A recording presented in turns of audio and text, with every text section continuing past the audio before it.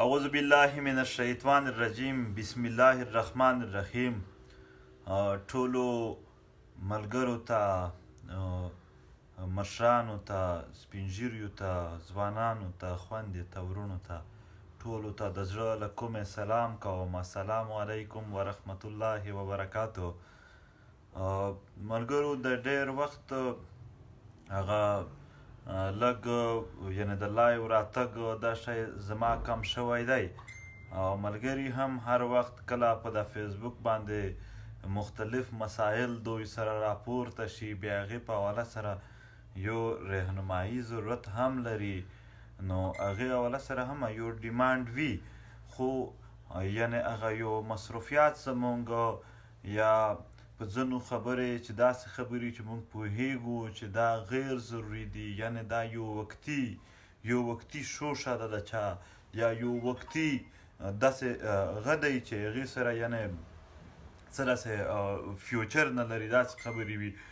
نو هغې باندې هغه موږ نه کو پیش یو نقطه نظر، او کوشش مو وي چې هره خبره چې هغه زمونږ قام ته، زمونږ وطن ته، زمونږ د وطن خلکو ته یو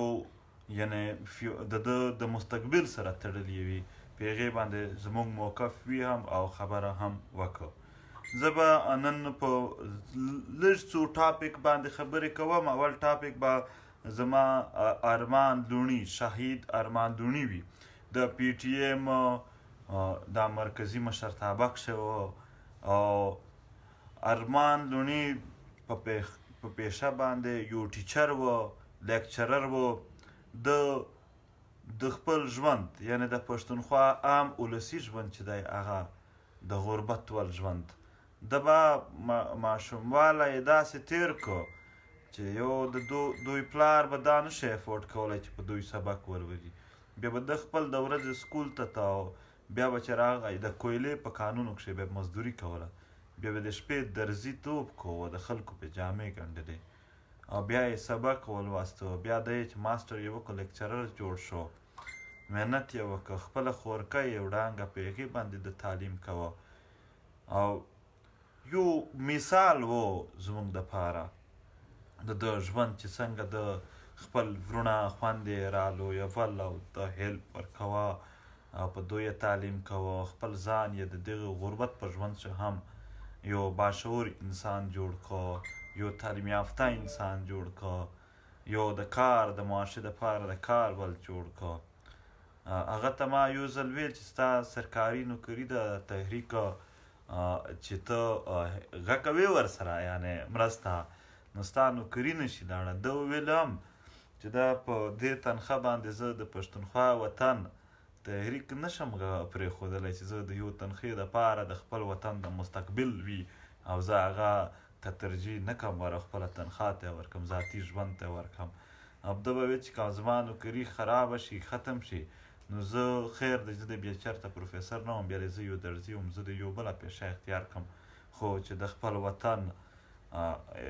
یو آواز وي، یو د دومره مظلومینو خبره وي چې زه پکې پاتې نه راشم. او هغه ارمان لوڼي بیا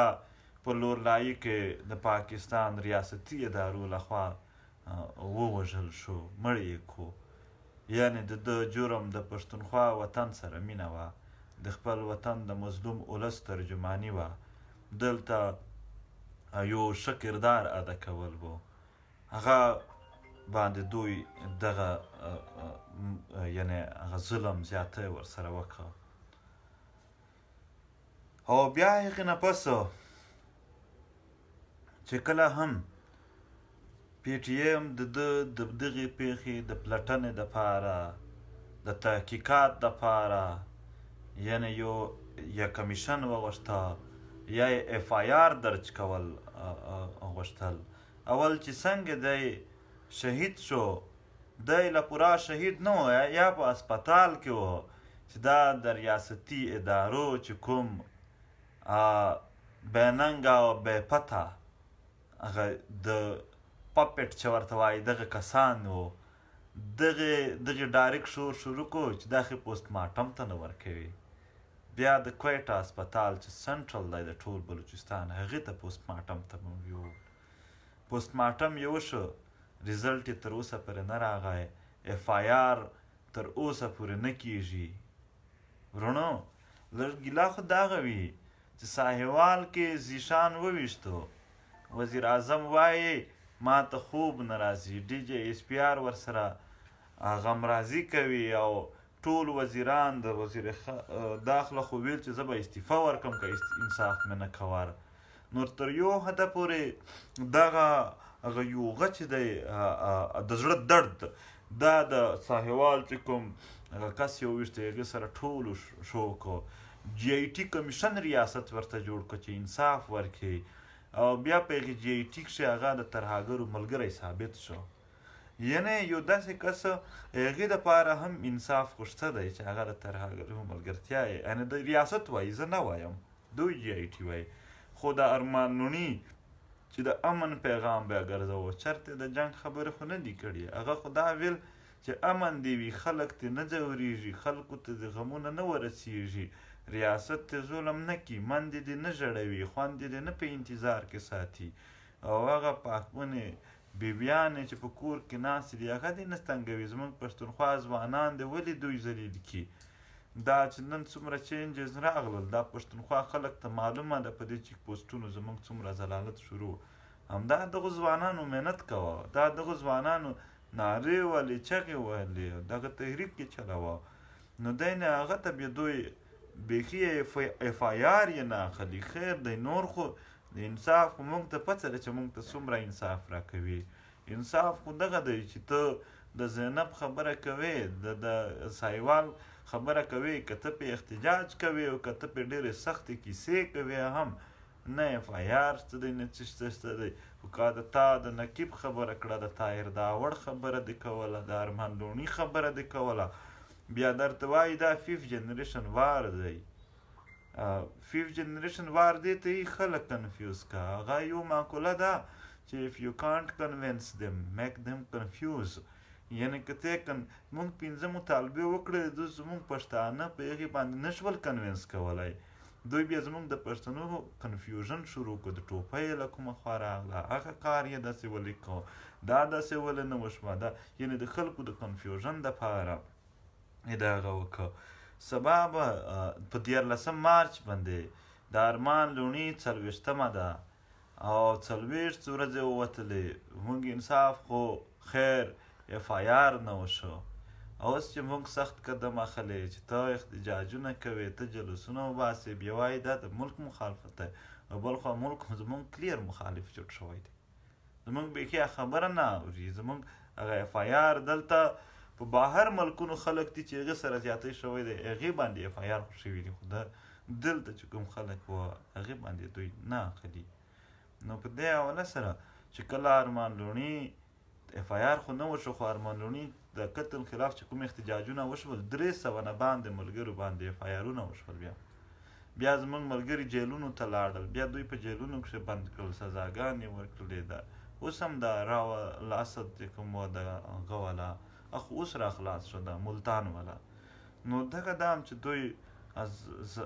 ذلیلول یو حد وي،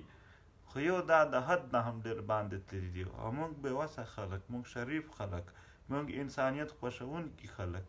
موږ امن خوښوونکي خلک، هغه زموږ د دغې خواهشاتو نه دوی ناجایزه تجربه اخلي چې دلته هغه اخلي، فایدې اخلي. نو او زموږ خو دغه ژوند دی، او خلک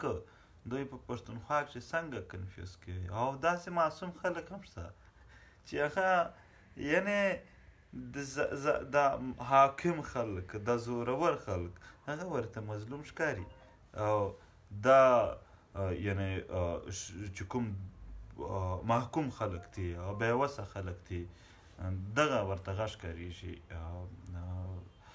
ظالم ښکارېږي. دومره هم د دنیا ټول تاریخ پروت چې زورور خلک، د وس دشتن خلک، حاکم خلک دا ظالم پاتې شوي، د دنیا ټول تاریخ پروت دی چې همیشه دپاره مظلوم محکوم خلک، بېوسه ولسونه دا پاتې شوي دي. نو څنګه په دې کښې دا خو ډېر لوی ښه دی. سبا په 14 مارچ په ټوله نړۍ کښې د پی ټي ایم ملګري سیمینارونه او تعزیتي کانفرنسونه کوي، غونډې کوي، د ارمان لوڼي په حواله سره د ده دپاره به انصاف غواړو. د ده ژوند به موږ د ده ژوند هغه اړخونه د ده د ژوند مقصد د ده د ژوند ښکلا د ده د ژوند یعنې ارمانونه دغه به یې څېړو موږ. د خپل وطن دپاره دومره لویه مبارزه کوله، قرباني یې ورکړه، باید د ده د ژوند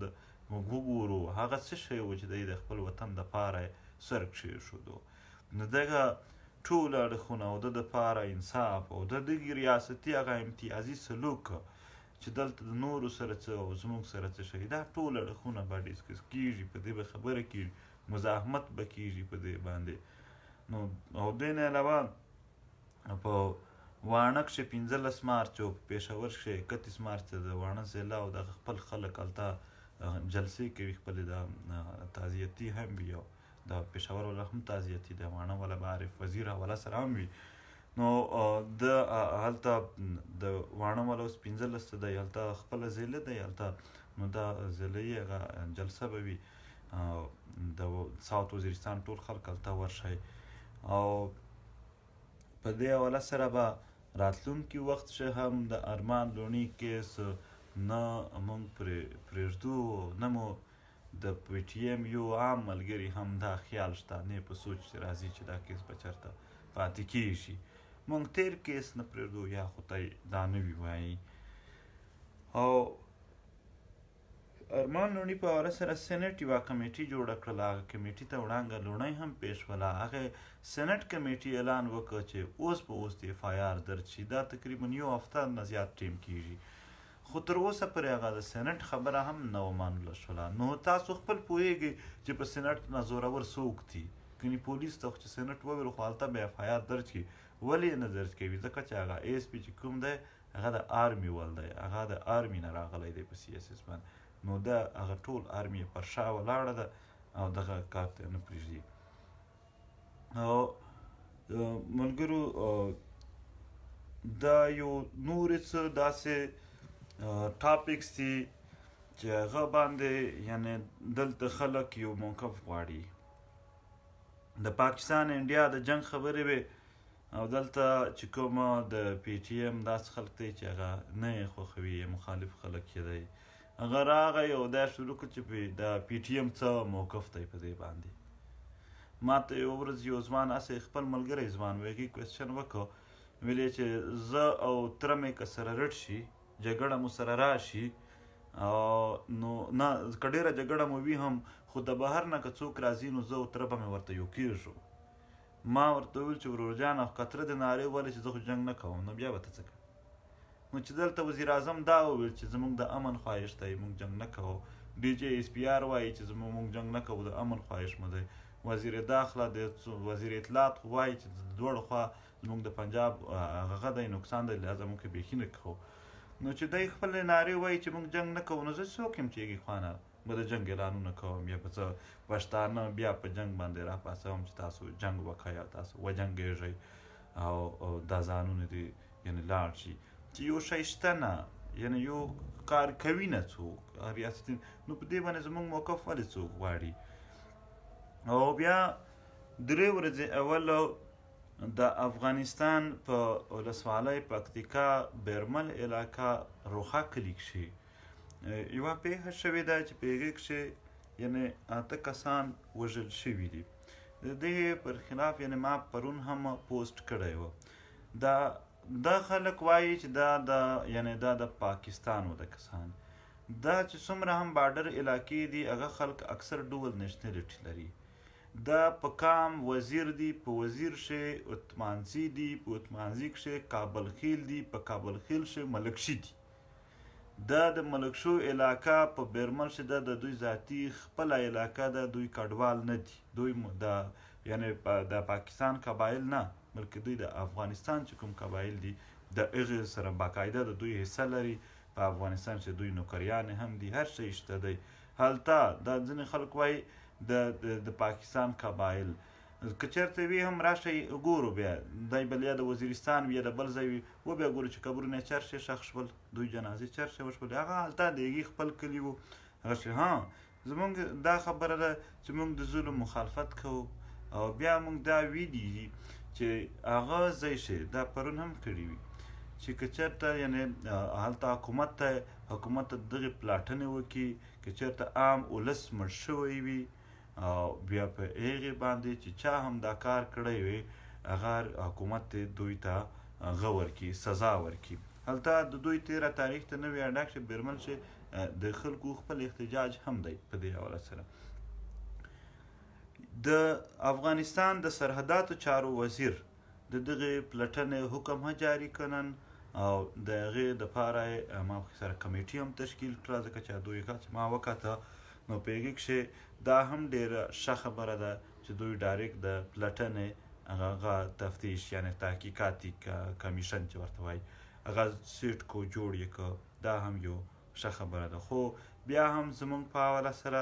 موږ دا وایو د افغانستان په کارونو کښې په اندروني ګه کښې موږ دا هغه نه کوو یعنې مداخلت نه کوو چې موږ یا د یو طرف سایډ اخلو یا د بل سایډ اخلو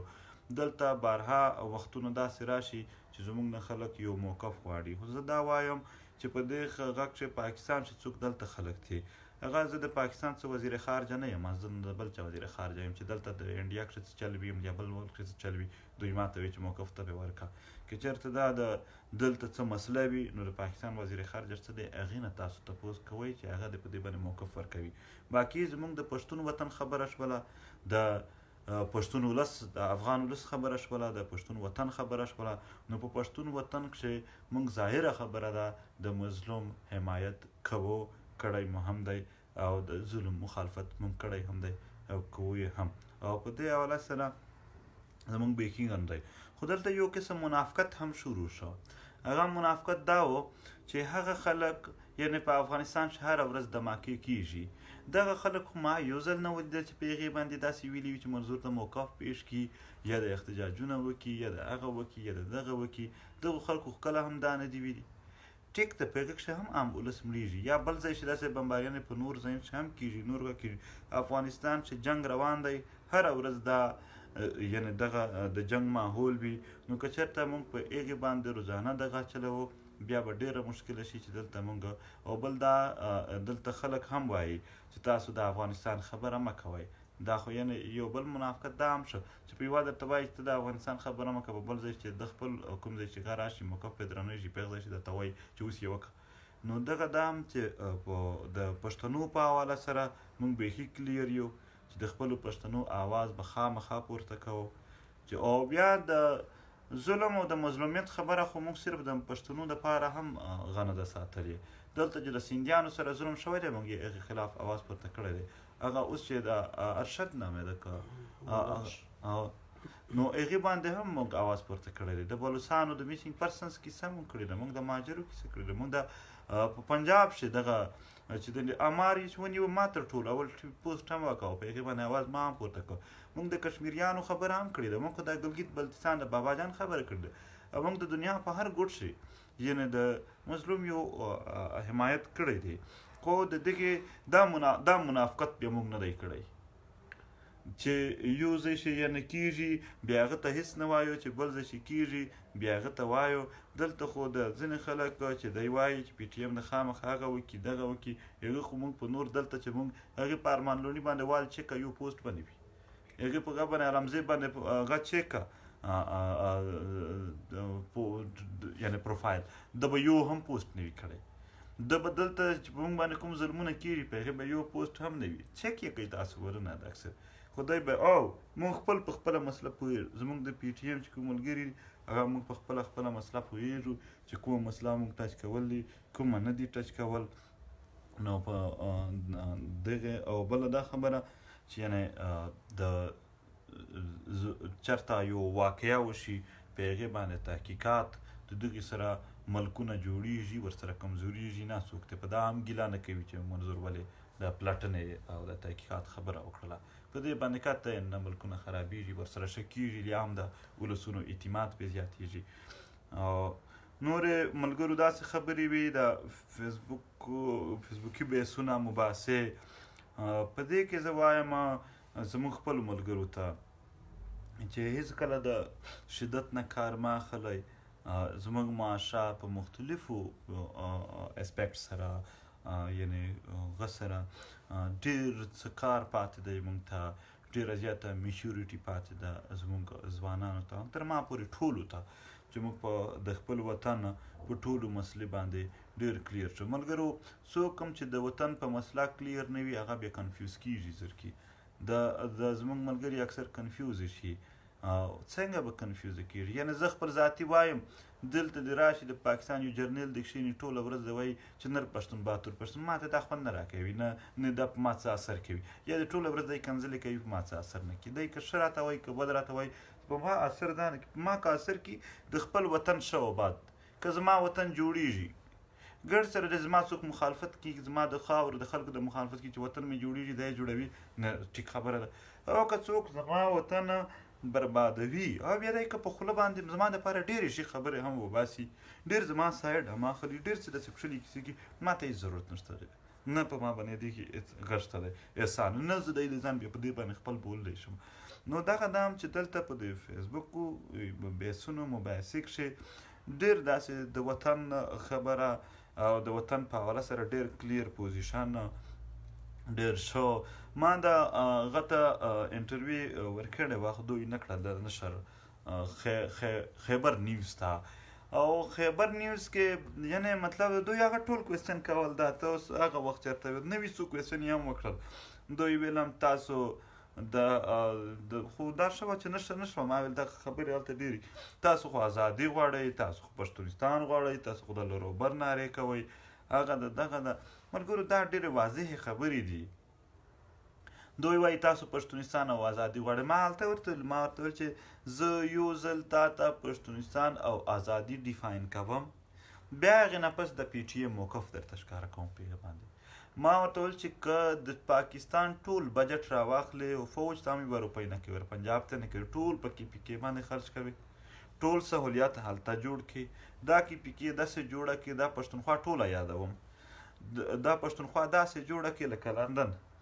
بیا هم چې د پښتونخوا ولس وغواړي چې زه د دنیا د ملکونو په منځ کې ځان ته یو خپل حیثیت قایمول غواړم، زه په خپله پښتون خاوره باندې ژبه باندې د بلې خاورې د بلې ژبې شیرینګ د اقتدار نه ورسره کول غواړم، دغو خلکو سره زموږ خپل حیثیت قایمول. دا د دوی بیا هم انساني حق دی، چارټر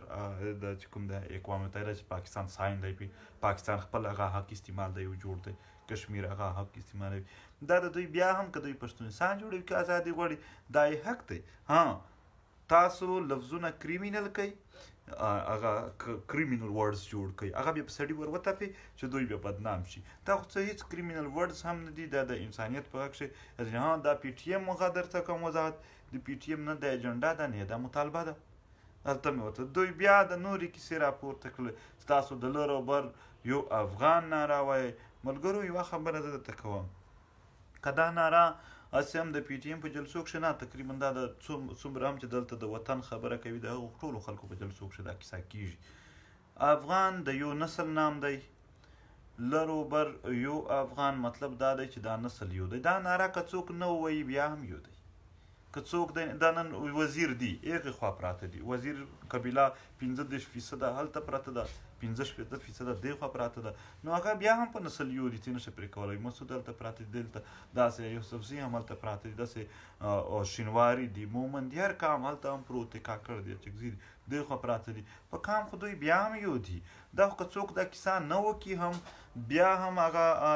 کیسه ده. د دغې سره خو یعنې پاکستان ما هلته ورته چې څه بنګړی نه دی چې دلته تا ناره ووله دی ټس مات شو که نه، نو د دغې سره هېڅ داسې څه ذکر نشته. لر او بر یو افغانستان خو چا نه دي ویلي، لر او بر یو افغان یې ویلي دي. او دا که څوک وایي چې نه دا نام نه دی، دا خیر دلته که څوک په دا ډیویژن کوي هم دا خو خیر ډېر مشکل دی چې دوی هغه کې مسله دا ده هم دلته یعنې پښتون، پښتون، پښتین دا درېړه چینج دي دا نامونه. ولې چینج دي؟ چې دا د ژبې نام دی پښتو، چې څوک ورته پښتو خین استعمالوي هغه پښتون بولي، څوک چې پښتو شین استعمالوي هغه پښتون بولي، څوک چې پښتې پښتین یا استعمالوي هغه پښتین بولي. نو دا د لهجې دي. تون لفظ یعنې چې چېرته هم مکتون، روغتون، پوهنتون بلانګ ټو، یعنې څوک پښتو ژبه وایي. د نسل نام خو یعنې په دې کښې چاته هم څه داسې تاریخي حواله دې راوړي موږ دې پرې پوه کړي. د لرو بریو افغان لرنه دوی دومره غ جوړ کړی و چې ته به وایې هم چې بس که 3-4 ځله چا په زور ووله دلته ملک ماتېږي. نه دومره وړوکی سیسټم دی، نه دومره وړوکی ملک دی په یوه ناره ماتېږي. نه دغه نه څوک انکار کولی شي چې پښتانه یو نسل دی. دوی داسې قسم هغه یو په خلکو کښې کنفیوژن جوړوي. ما اول درته وویل چې اف یو کانټ کنوینس دم، که ته کنوینس کولی نه شې څوک میک دم کنفیوز، دی بیا کنفیوز که. نو دوی هغه کار شروع کړی دی. دا یو قسم 5th جنریشن وار دی چې زموږ سره کیلیږي، زموږ سره دوی کوي چې زموږ هغه مسایل، زموږ هغه کیسې هغه دوی اډریس کوي نه. نن علمزیب مسعود په جیلونو کښې پروت دی، څه بد یې کړي وه، او تاسو راته وښایئ په راوانور باندې خو د قتل مقدمه وه، د یو نه د ښه ډېر هغه جیل وخوړو. دا کوم قسم آیین دی چې زما دپاره زه چې احتجاج کوم هم سزا شته پکښې،